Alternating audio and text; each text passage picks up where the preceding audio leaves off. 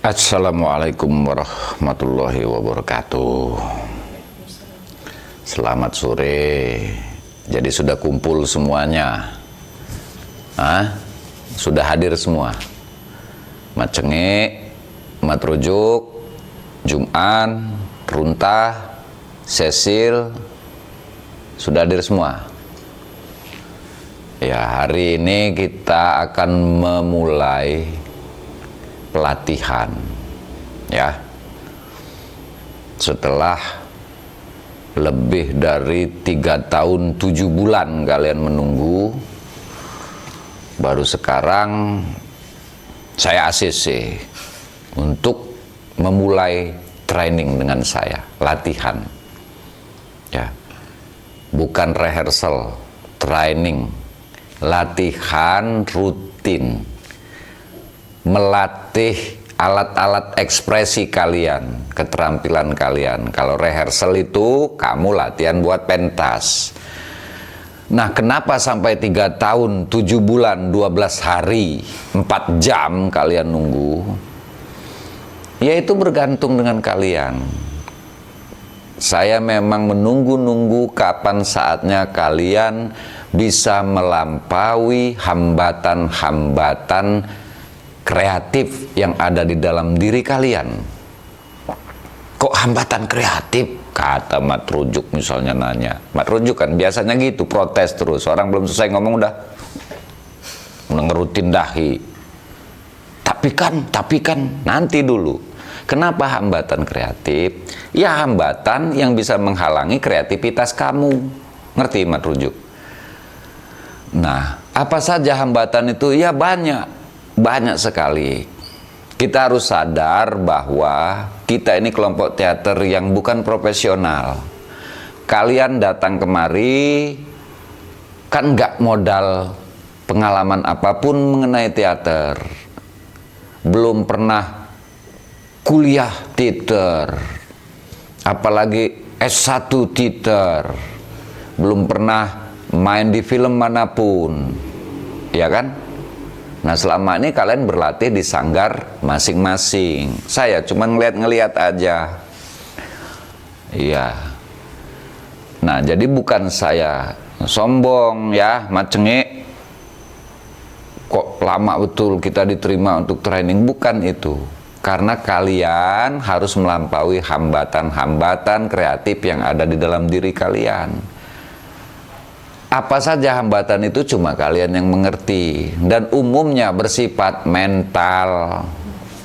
Nah, kalau hambatan itu sifatnya kekurangan-kekurangan secara alamiah yang ada pada diri kalian, ya itu bisa kita atasi. Tapi misalnya begini, saya ngeliat Mat Cengik, anak ini mau jadi aktor, tapi kamu minder banget. Kamu dulu kan ngangkat muka aja nggak mau kalau ngobrol dengan orang. Apalagi kamu mau ngomong di atas panggung, ngomong dengan audiens yang banyak. Tapi kok kamu yang datang? Nah, itu yang bikin saya heran. Nah, terus Mat Rujuk. Nah, Mat Rujuk ini entah kenapa jadi orang itu reaksioner banget.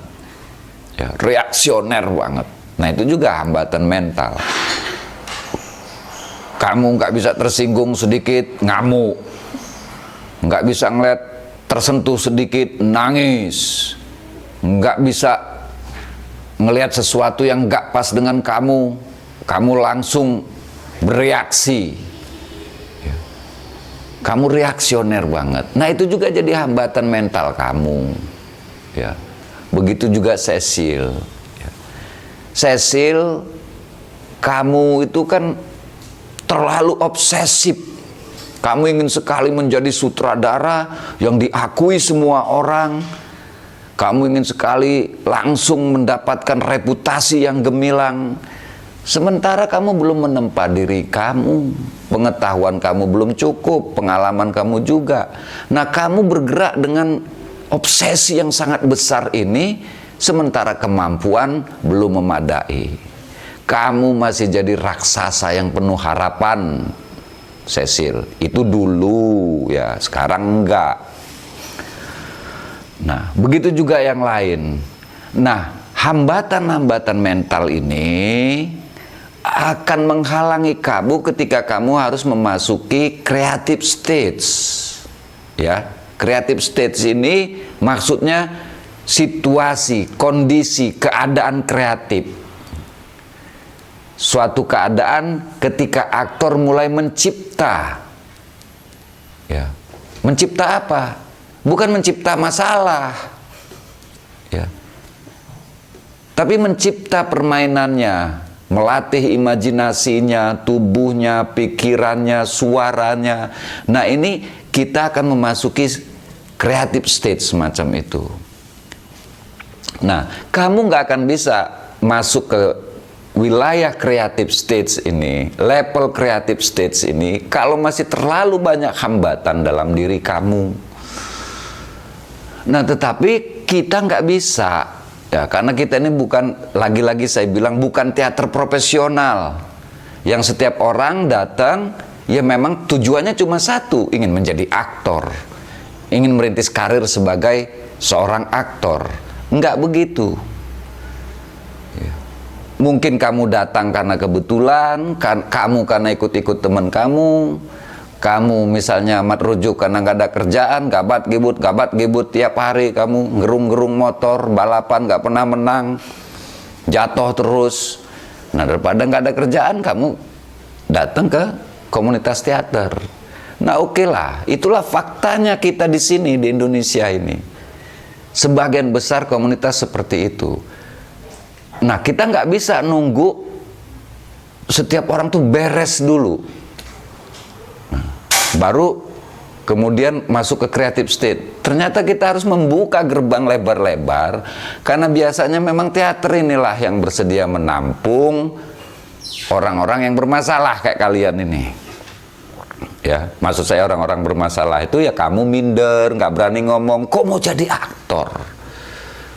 Ya, kamu nggak punya kegigihan, nggak punya ketekunan, nggak suka baca, nggak suka nyimak, kok mau jadi aktor?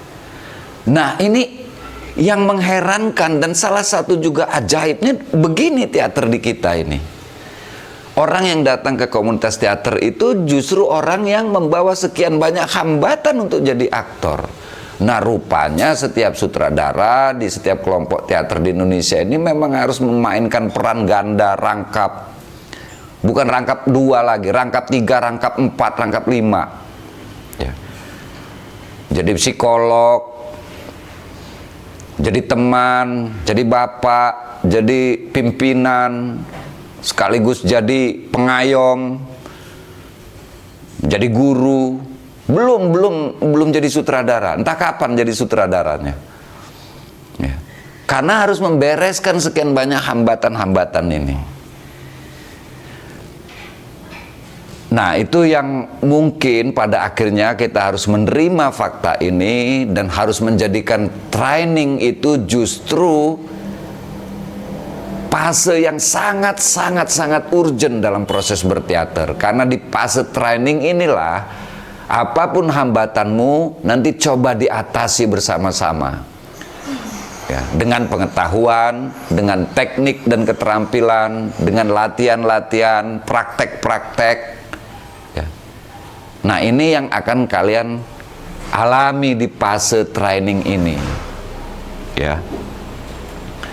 Jadi kalau 3 tahun 7 bulan 11 hari 7 jam saya menunggu, ya, itu bukan karena menunda-nunda, tetapi karena saya ingin melihat kesungguh-sungguhan kalian.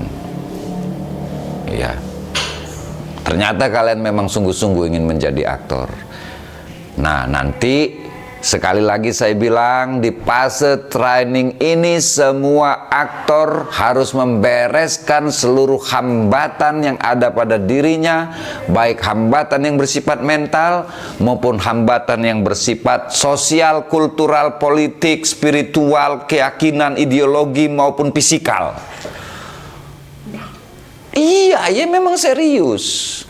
Contoh sederhana, kamu misalnya Jum'an, kamu memang lahir sebagai anak tua, dari keluarga tertua, kamu nggak pernah disalahkan, kamu selalu menjadi pusat perhatian. Ya.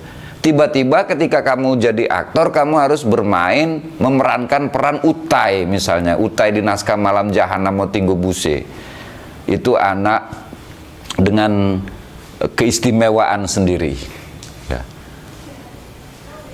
Terus kamu merasa nggak pantas dirimu memerankan itu. Berarti kan ada hambatan di dalam dirimu, hambatan yang bersifat psikologis. Kamu merasa karakter yang akan kamu perankan ini, kamu pandang lebih rendah dari dirimu. Nah itu hambatan.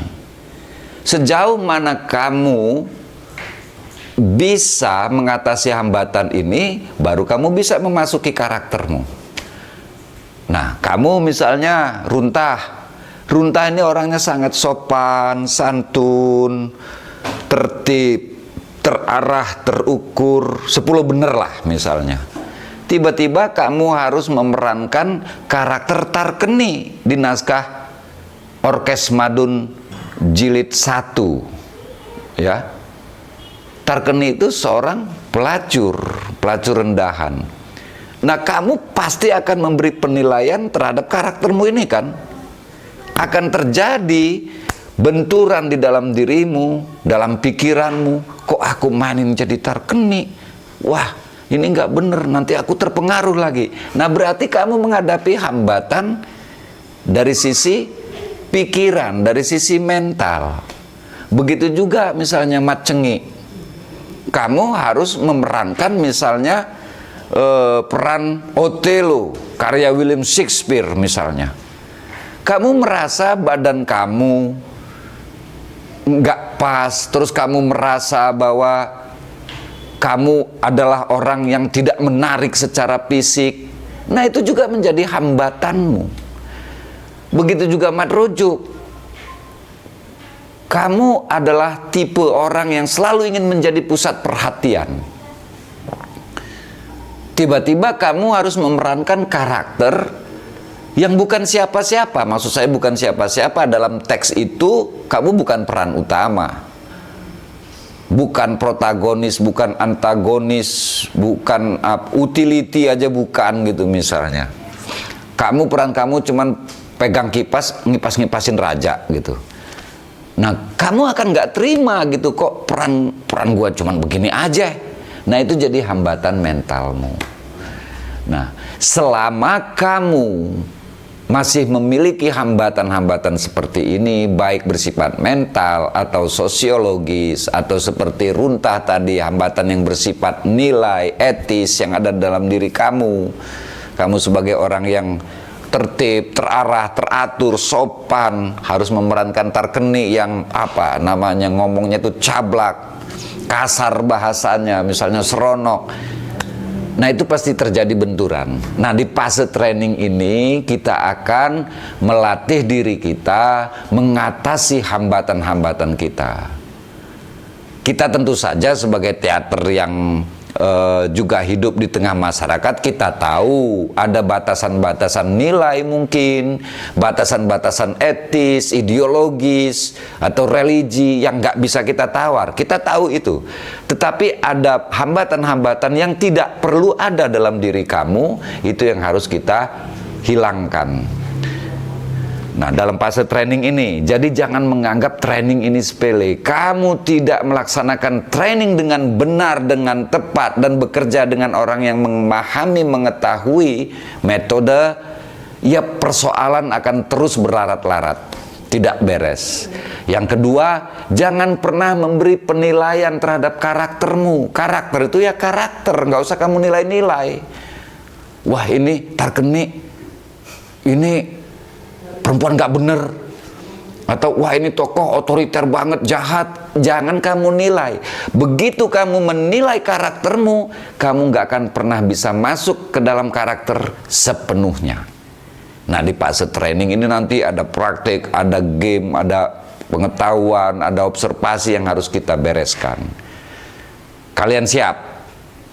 Oke, kalau kalian siap, jangan ada yang nanya kapan pentas. Begitu ada yang nanya kapan pentas, training kita tutup, selesai. Ya, kalian harus membenahi, membereskan dulu peralatan diri kalian, melampaui hambatan-hambatan itu sebelum akhirnya masuk ke creative stage. Kapan itu? Ketika kalian sudah bekerja dengan karakter, dengan naskah untuk sebuah pertunjukan. Oke? Paham semua? Siap? Ya. Kita mulai kalau begitu. Hah? Iya, prepare dulu lah sebentar. Beda gelasnya. Ya iyalah, cuman satu. Ini gelas saya. Awas kalau ada yang pakai gelas ini. Lihat, acting for living. Nggak sembarang dapat gelas ini. Saya 16 tahun baru dibikinin gelas. Ngerti kamu? Ya, satu udah pecah pakai Derry. Yuk, ya.